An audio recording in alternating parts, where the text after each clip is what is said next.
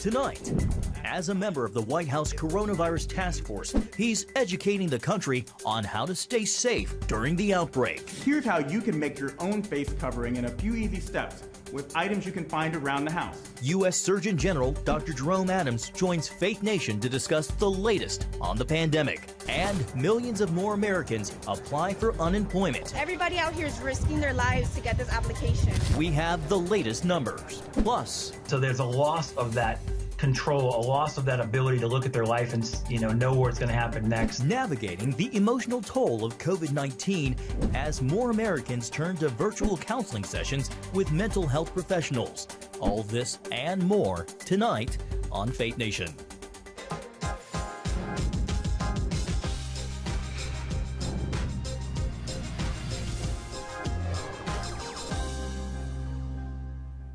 The U.S. suffers its second deadliest day of the coronavirus pandemic. Welcome to Faith Nation. I'm John Jessup. Well, changing prognosis, the nation's top infectious diseases doctor now says coronavirus fatalities may only hit 60,000 and not the previous estimate of 100 to 200,000. Still tonight, nearly 2,000 Americans dead in 24 hours. COVID-19 is now responsible for more than 15,000 deaths nationwide, with nearly 433,000 cases confirmed across the country. Among the hardest hit, African Americans. According to the Centers for Disease Control and Prevention, during the first month of the outbreak, 1 in every 3 coronavirus hospitalizations involved a black patient. Well, we are joined now by United States Surgeon General and member of the White House Coronavirus Task Force, Jerome Adams. General Adams, thank you so much for being with us. Great to be here.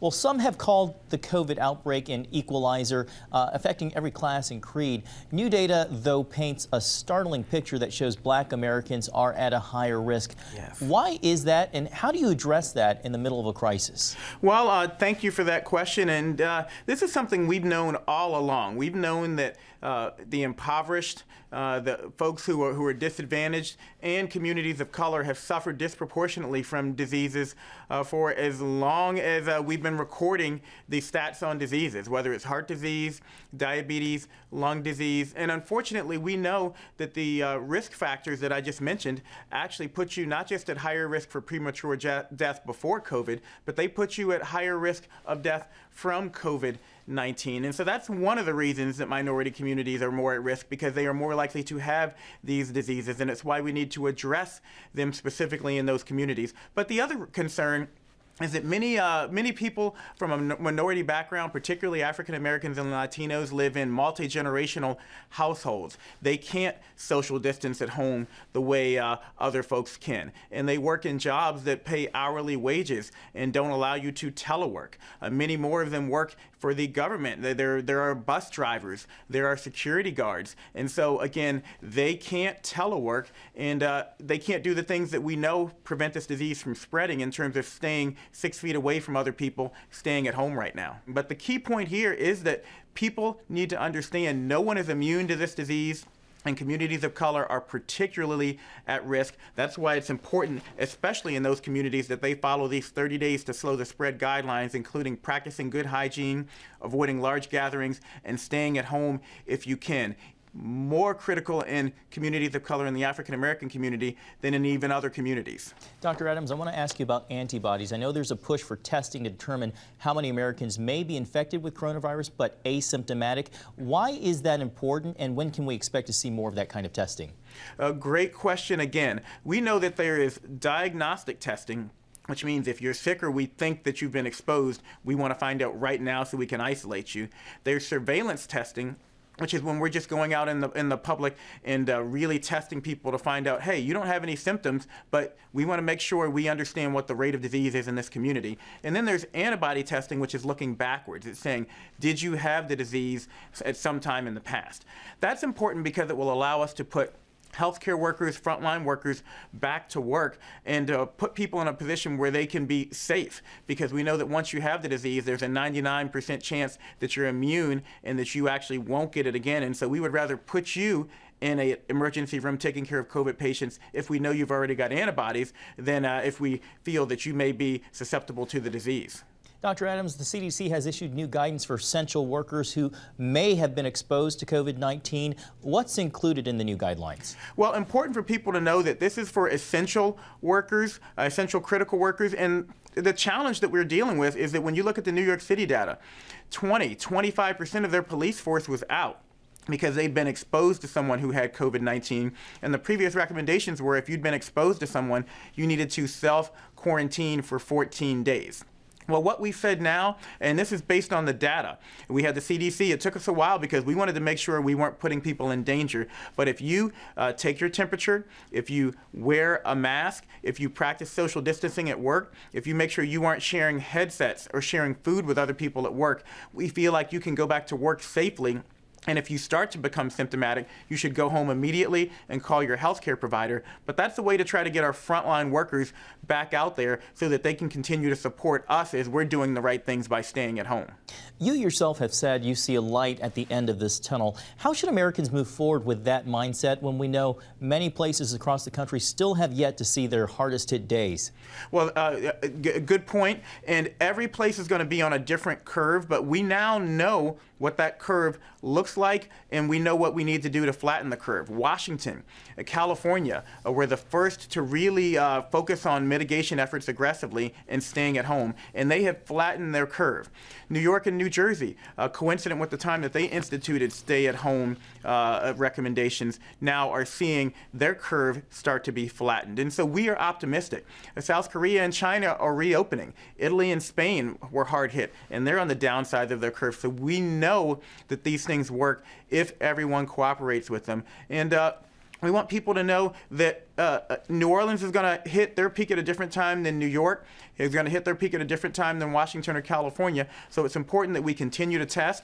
It's important that we do the things that we know will flatten that curve whenever that peak hits. In the fight against opioids, you partnered with faith communities. This, of course, is Holy Week. What are your recommendations on how people of faith can play a part in all of this? I love that question. I myself am a Christian, grew up Catholic, and Holy Week is very special to me. And I remember going to church all throughout the week, and it's really tough not to be able to go this week, but I would tell people of faith, I don't think it's a coincidence that this is happening at this time. During this week, we celebrate the ultimate sacrifice that was made for us. God sent His only Son to die for us, and it was sad initially, but then we saw salvation at the end of it. It is very sad this week when we're seeing record numbers of people dying all across the country. People are sacrificing by staying at home. But the salvation at the end is that we are starting to flatten the curve. We are starting to see that these things actually are something that is working for us. And so I would tell people to stay the course. I would tell them to pray for each other. I would tell them to look out for their neighbors. Social distancing doesn't have to mean social disengagement. You can still call, you can still Skype, you can still FaceTime. As a matter of fact, now more than ever, it's important that we make sure our food pantries are full, that our support systems are actually still there, because we don't want people to be harmed by being isolated.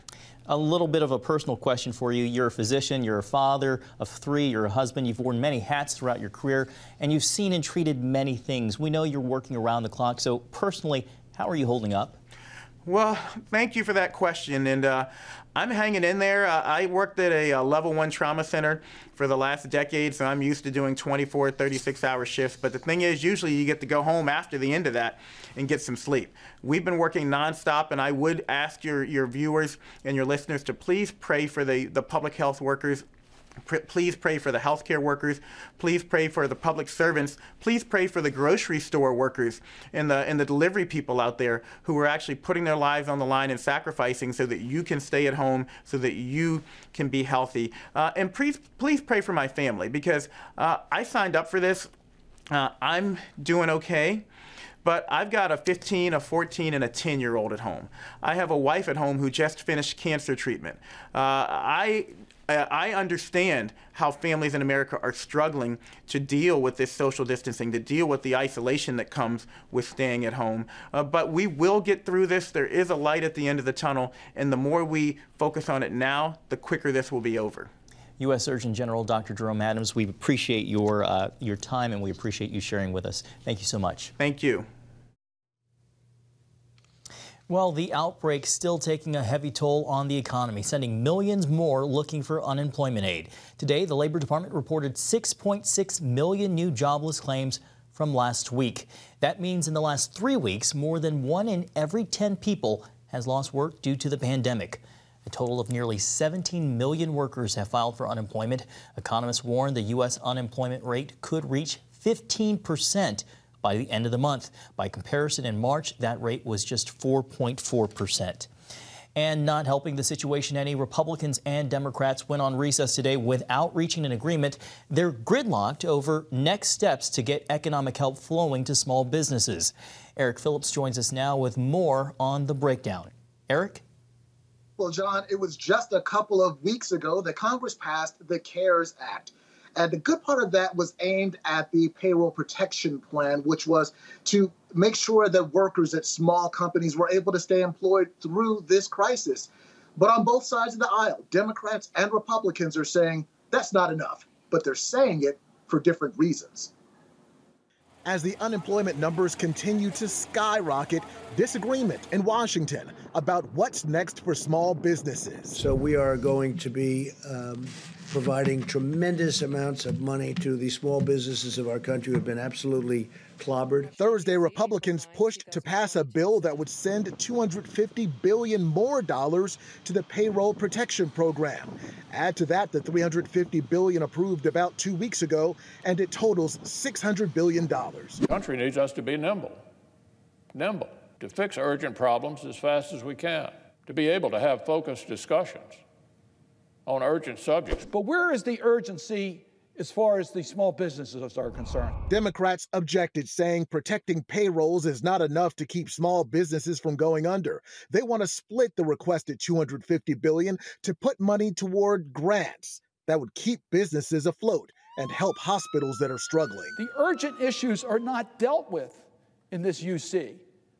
So that's why the process of negotiating, allowing us to come together and figure out what's the best way to move forward, will result in us actually getting something done to help the small business community. Republicans disagree, saying their measure is needed to keep the payroll protection plan from running out of money. Do not block emergency aid you do not even oppose just because you want something more. Democrats don't buy that the PPP is running out of money because only a third of it has been spent so far. And some businesses say they're struggling to access the cash. I spent all day online trying to apply for this or apply for that. And Republicans argue that the Treasury Department and the Federal Reserve are making changes to the loan program to help services those businesses that are really underserved. And Senate Majority Leader Mitch McConnell says that the lawmakers now need to be nimble and focus on urgent conversations without turning every conversation into a conversation about everything. The Senate now on recess until April 13th. John. All right, thank you, Eric. Well, from the economy to the presidential election, we tackle that and more when we come back with today's Faith Nation political panel. Introducing the CBN Bible from CBN.com. Now, an easier way to study the Bible and grow in your faith. Highlight your favorite verse. Read separate versions at a glance. Click and read a commentary. Or cross-reference your favorite verse using the Strong's Concordance. All the right tools to study the Bible, all in one place. The CBN Bible, available at cbn.com/Bible or the iTunes App Store. This is CBN News Watch.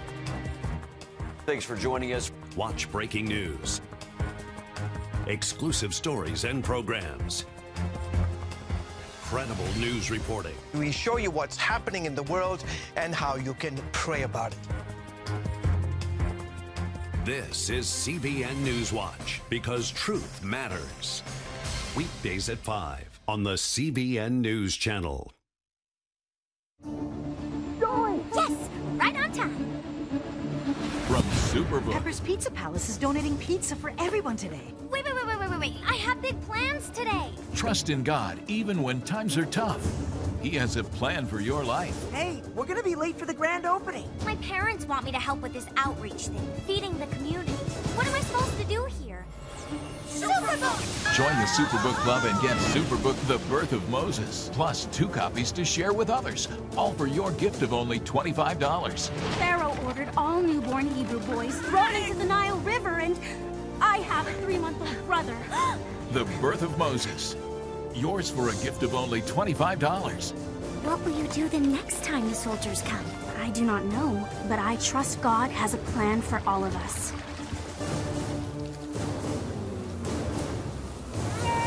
Superbook Club members free streaming for seasons 1, 2, and 3 is now available. Welcome back. With the economic impact of the coronavirus being felt across the country, leaders in Washington are looking for ways to soften the blow. Joining me now for today's Faith Nation political panel, CBN Chief Political Analyst David Brody and Julia Manchester with The Hill. Today, Treasury Secretary Mnuchin said he thinks most of the economy will be able to be reopened in May. Julia, how important is it for the administration to make that push? Well, I think the administration is struggling maybe, and I think a lot of Americans and a lot of local governments are also struggling with balancing this fine line of really pushing more economic openness in the future while at the same time keeping in line with social distancing guidelines. And I think Treasury Secretary Mnuchin is essentially calculating that the United States cannot go a prolonged period of time without some economic movement. Now, we don't really know the form of what that reopened economy will really look like. You know, we're still unclear as to whether younger Americans will go back to work or whether we will see more Americans taking part in a digital workforce so they're able to work from home. But I think the administration is definitely pushing for this. However, I think a lot of Democrats and critics of the administration are going to urge them to be cognizant of the fact that we don't know when this virus, we know we're going to get on the other side of this virus. There are a number of models that show us getting on the other side of this maybe later in the summer or the early fall. So we're not sure. There's a lot of uncertainty. But I think Treasury Secretary Mnuchin is essentially trying to rally the markets, put some optimism in there. Yeah, trying to balance the financial aspect versus the health aspect. David, prior to the outbreak, we saw a strong economy. Conventional wisdom tells us that when the economy is strong, you normally don't kick the occupant out of the White House. We're, of course, living in unconventional times. How does all of this play out for the election in 2020? Right. We are living in unconventional times. And I think what that means is from the economic perspective, I think President Trump most likely will get a get out of jail free card on the economy. I don't think this is going to necessarily hurt him in terms of all of these horrible numbers we're seeing, because they know, the American people, the voters, understand we're going through a very different, unique, unprecedented time in America. Having said that, I think the president will be on the hook and on the line as it relates to competence in terms of making sure Americans are protected. Remember, he calls us an invisible enemy. He says we're at war. Well, if that's the case, then in war, it's important to protect the safety of the American people. I think that's what he'll be judged for come November. Julia, there's new CNN polling out today that shows former Vice President Joe Biden has an 11-point lead over President Trump in a national survey. Now that the Democratic field is down to just Biden, should the president be worried? You know, I think the president should be worried because it's not just a CNN poll. There's actually a number of national polls that show Biden ahead. However, you know, I think I would encourage us to avoid the mistakes of 2016 and pay attention to some of the state level polling where you see Biden leading in a number of key battleground states, including here in Florida, where I am right now.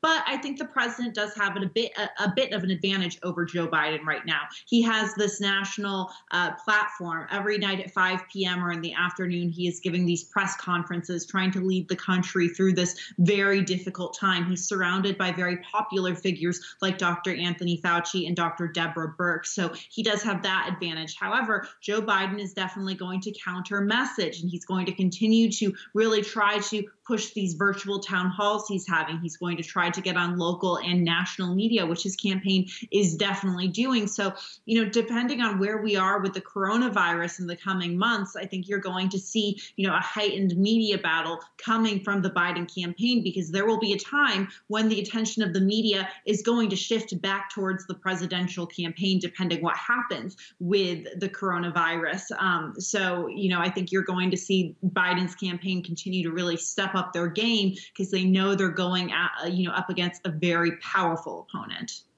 David, quickly here, the editorial board of the Wall Street Journal last night published an opinion piece saying the president should stop wasting task force briefings by arguing with the press. Do they have a point? Absolutely not. They don't have a point. Look, it's Trump. I mean, have we not all of us gotten the message that he's unconventional and he's going to do this? Look, it's interesting. Every single day, this president and Deborah Birx and Anthony Fauci and Mike Pence, they all come to the podium and they have information. I mean, Trump starts his briefings every day with all of this information that is, quote, news, right? I mean, it is news.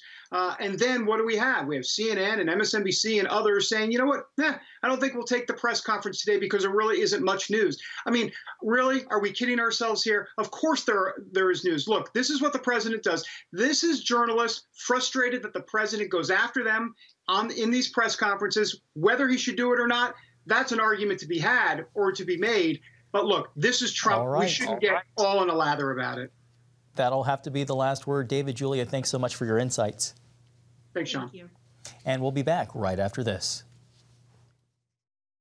When I came to Regent University, it's like the world opened up. I felt like I needed to advance my career and go back to school. Regent was a perfect fit for me. The Regent professors are world-class. You are equipped. The focus of the faculty is on each individual student, whether it's online or in person. You become a part of Regent's family. You carry with you not just the content and the knowledge, but the confidence to understand that we can be significant in the world.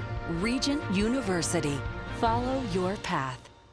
Nigerian Christians in Iran are routinely arrested. Happily, Christians continue to suffer. In times of trial and affliction, you need to know the truth. One of the fastest growing Christian populations in the world. Join Wendy Griffith and George Thomas for Christian World News. Young people are the ones who are open to the gospel. Powerful stories of suffering and hope that affect all Christians. Watch Christian World News, Saturday at 5 p.m.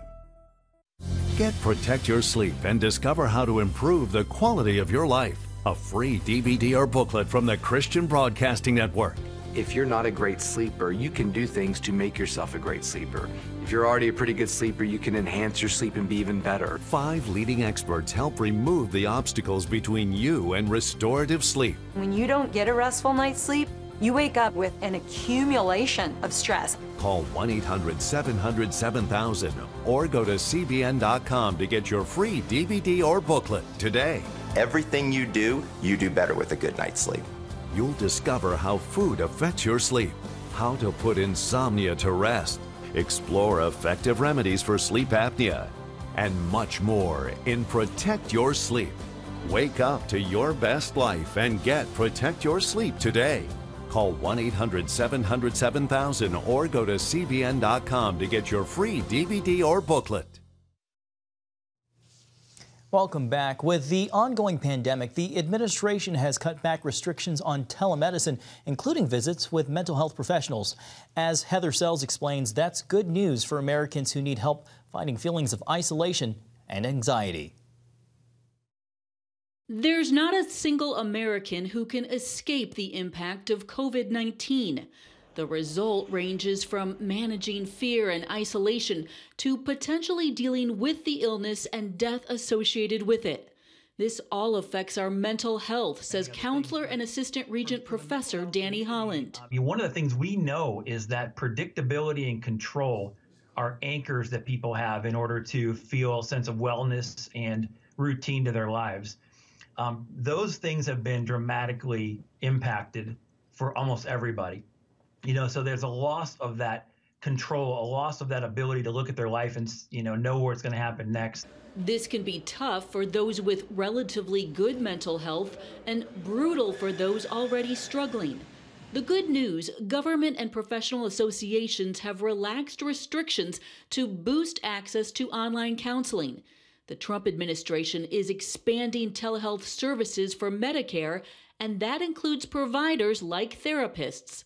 Holland is taking advantage of this move and says while it can be difficult, the benefits outweigh the challenges for most. People have a very similar experience, even though it can be a little more difficult to get started and get used to.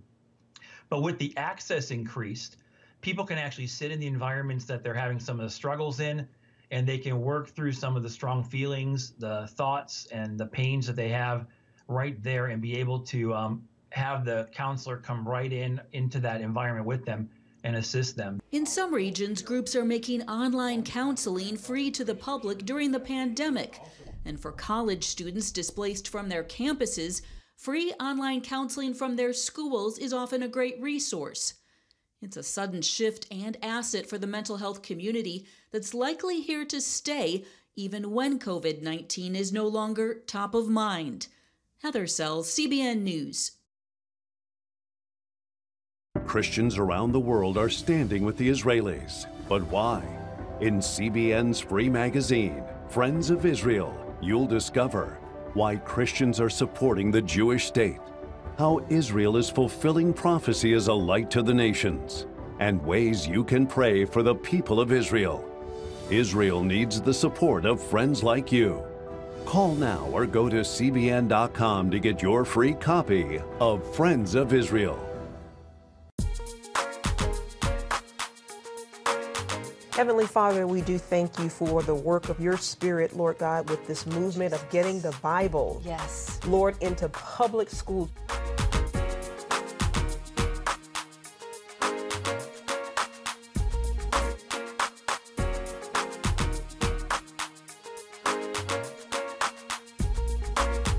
Watch The Prayer Link, Tuesday nights at 6:30. Hey, if you're tired and exhausted all day, you can't think clearly, and you really just need a cup or even a pot of coffee to get through your day, then join me, Dr. Josh Axe, for this new series where I'm going to teach you how to transform your diet and use essential oils and supplements to get a better night's sleep. Get Protect Your Sleep and live your best life with innovative information from 5 leading sleep experts. If you're not a great sleeper, you can do things to make yourself a great sleeper. If you're already a pretty good sleeper, you can enhance your sleep and be even better. Discover a sleep-enhancing bedtime routine, how to put insomnia to rest, learn how to relieve pain that disturbs sleep, and much more in Protect Your Sleep. Everything you do better with a good night's sleep. Wake up to your best life. Call 1-800-700-7000 to get your free DVD or booklet of Protect Your Sleep today. Don't miss out on this brand new series. And finally tonight, when the coronavirus effectively put a pause on his life, one Virginia teenager decided to use the opportunity to help serve his community. He did so by looking up and taking off.